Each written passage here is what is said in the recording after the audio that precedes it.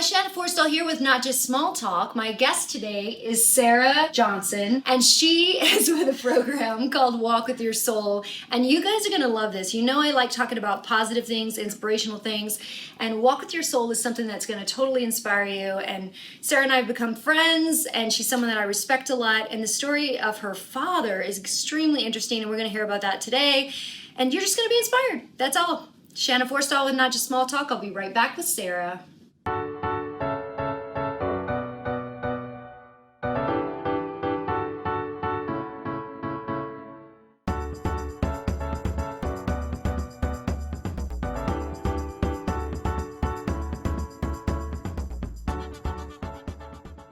Hi guys, Shanna Forrestall here with Not Just Small Talk, and my guest today is Sara Johnson, and I'm really excited to have her on. We're going to talk about Walk with Soul. I'm so excited for you to hear this story. So, Sara, tell me, where did Walk with Soul come from? Yeah, so it's kind of a big backstory of my dad. He's been in the glass industry since he was straight out of high school. He would do different glass things for restaurants and that sort of thing because he just was always an artist at heart. He had his own glass business when we were growing up. There are 7 of us kids. It's a lot of trouble. So having your own business worked out that way, and us kids would help and participate in that. And then when he closed that, he went into commercial glazing, which is the glass buildings that you see in downtown LA, that sort of thing. And so one of his biggest projects was the Pacific Design Center downtown Hollywood. So it takes up couple blocks right there at the Beverly Mall. And so that was his project for 5 years. On top of that, he would travel to Dubai and he would do buildings in New York and that sort of thing. And he was just loving it. That's what he loved to do. So he was obviously really good at what he did. Yes. To get contracts at that level, I'm sure he was a master craftsman. He was Very just good. I'm going to go put one piece of glass in your window. Yeah. The boys building buildings, all right? The whole production of it all, yeah.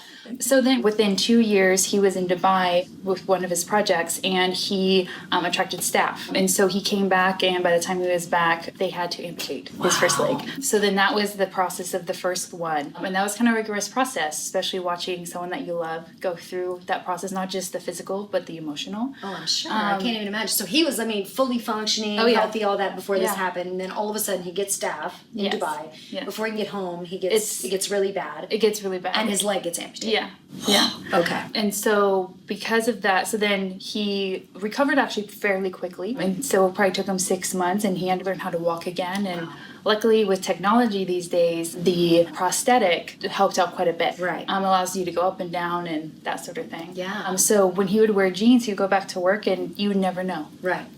He just kind of... Technology's come a long way with that. Big time. Yeah. So then he was continued all of his jobs and all the projects he was doing. And then about 2 years after that, when he was almost finished with the Pacific Design building, he attracted staff again in New York. And so that led to the second one being amputated. So then that not only doing it once, but having to go through it twice. Now you're a double amputee. Double amputee. Your husband. That's a whole nother game changer. Huge. Mentally. It's huge.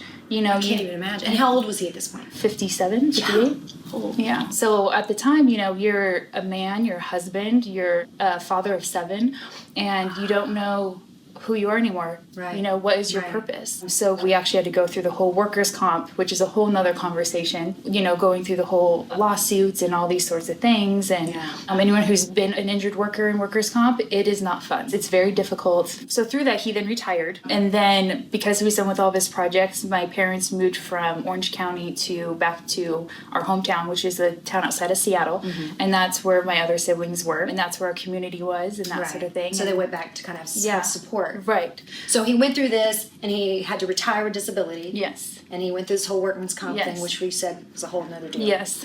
And then they moved back to Seattle area. Yeah. So he was just retired, and he was just bored one day. He actually got upset because he loved to wear shorts. He's a total beach guy. But, walking in a grocery store or just in public and watching kids or anyone staring at your legs, that's what you look at first. Yeah.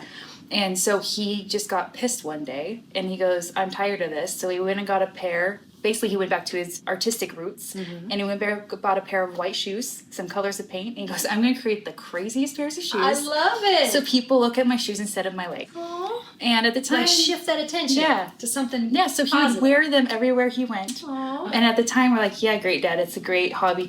So you're not bugging Mom. Mom's got to work. Give him something to do. Yeah, we're like... Keep out of Mom's hair. Yeah, we're like, just keep busy over there.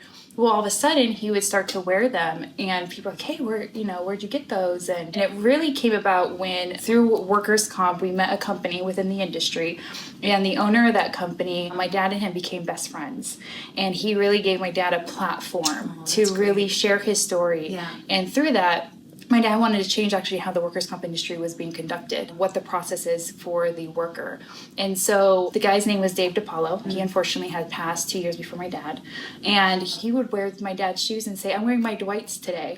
And so it just kind of became this whole thing. That's awesome. So my dad created a company, an official company called Soul Innovations is the company. Okay. Yeah. So people would send in like their Louis Vuittons and their work shoes and all these things, and he would just make them these shoes.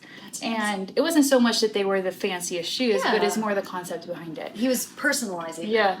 And putting his Right. optimism into them and his creativity. Right. Awesome. So he got all these shoes coming in, and then he was also working with the Wounded Warriors Project. He would actually go speak to the injured workers or veterans or anyone who's going through the same thing he was. So anyways, it totally just took off, and he was doing presentations all throughout the country for different workers' comp industries. So that kind of became kind of his story. And then unfortunately he passed away March 2nd of 2017. But 2 weeks before that, he had actually spoken at the high school at our hometown, and he spoke in front of, I think, 400 students. Wow.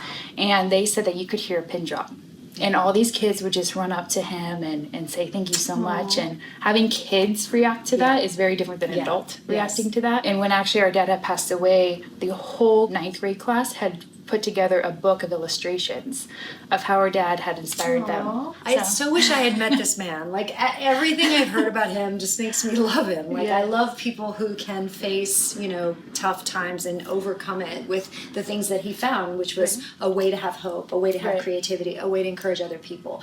And before we move on, I want you to share one little story, because I love the story you told me about your dad, finding someone worse off than him. Yeah. So let's talk about that, because, we often look at people like your dad and we go, oh, what a great person, and we kind of sainthood them, but we discount the journey it took them to get to that place. Right. What did it take for your dad to actually go from a man who's suddenly become a double amputee, who's a father of 7, losing his craft of his life, right? There's a transition between that and this triumphant man who is now encouraging other people. It didn't happen overnight. No. He had to go through a hard time to get there. So let's talk about that a little bit, because I think, all of us have a journey. And sometimes it's a dark spot nobody wants to talk about. It is. Yeah. They're like, oh, they're great. But what did it take to get there? Yeah. I mean, anyone who's had not just 1 but 2 legs, more than that, it's huge physically, because you're constantly in pain. The pain never goes away. You're constantly on medication. That's just how it is.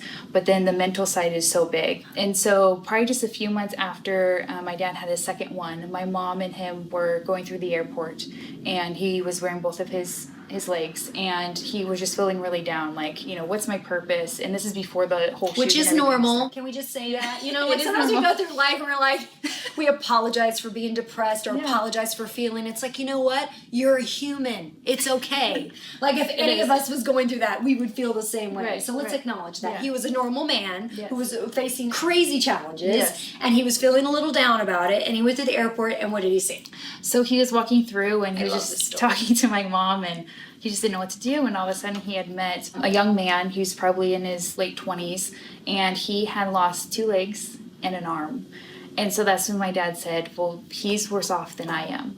And so that was where he actually created the mantra to walk with soul, which is SOULE. And that means not so much the soul, but the soles in your feet. So every step you take each day, what do you represent? How are you making someone else's life better?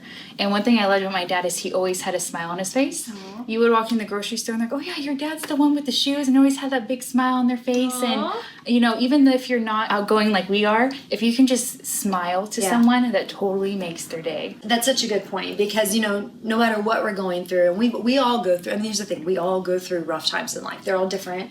We have different challenges. There's days where we don't want to keep going.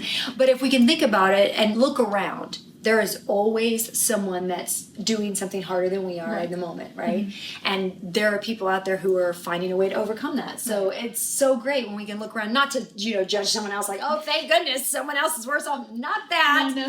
But to look at them and be inspired and go, you know what? If they can overcome that, then I can overcome this. Right. And that's what I love about your dad's story, because I'm like, any rough day, I'm like, okay, I got 2 legs. I can do this. Right? Exactly. Right? It's like, oh. It really puts it in perspective, especially when you see someone you love going through it. It's so different than just someone saying, I've gone through this.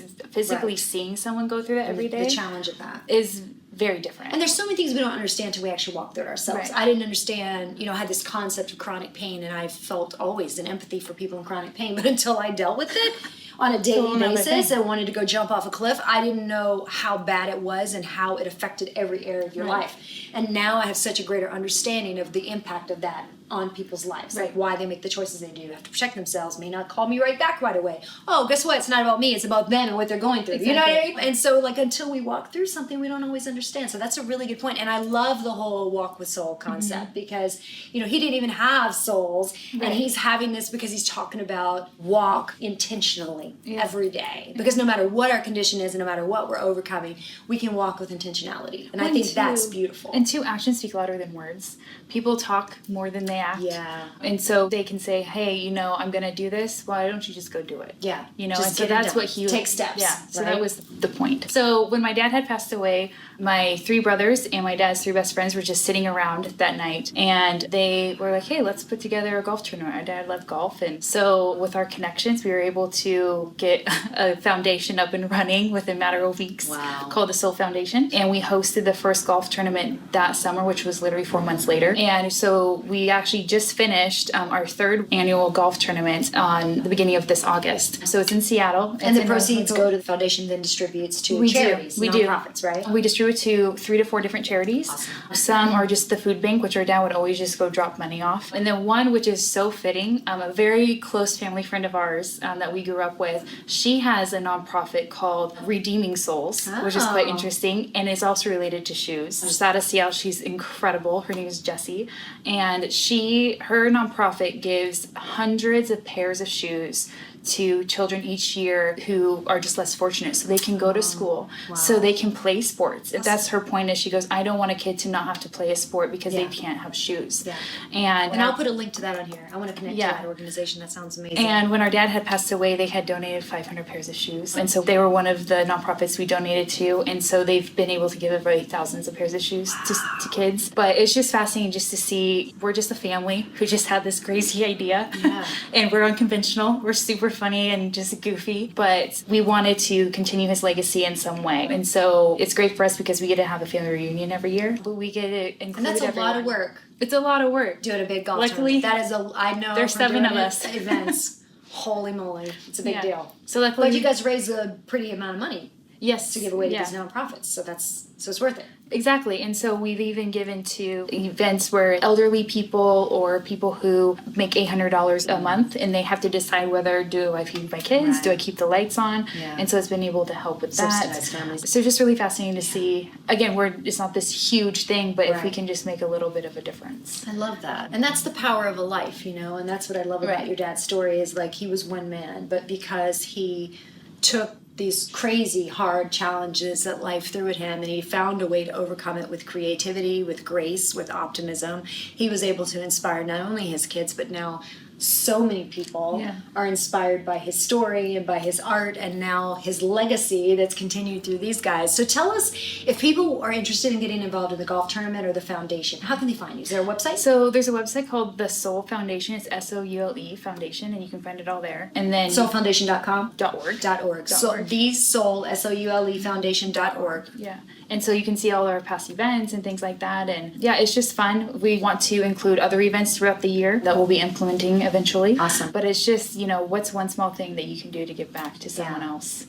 Yeah, and that's a really good question to ask ourselves. Because like I said, everybody at various times in their life is going through a difficult time. Everybody has to find a way to overcome that. And you could be that person today that inspires someone who's wanting to give up. There may be somebody that you don't even know that's at that point of a decision, where they just don't know if they can make it, or they don't know if they can do one more day or one more hour, and something you do, like your dad's shoes in the grocery store, making someone smile or someone laugh, or providing a pair of shoes for a mom who's trying to get her kid in sports and is just at the end, like all those little things that we do on a daily basis out of kindness, they can have such a powerful impact. So if you walk away with that today, let's walk with that. Let's walk with soul, make intentional choices every day to do little kindnesses, whatever we can, to help each other, to help the human race, because that helps all of us, right? Right.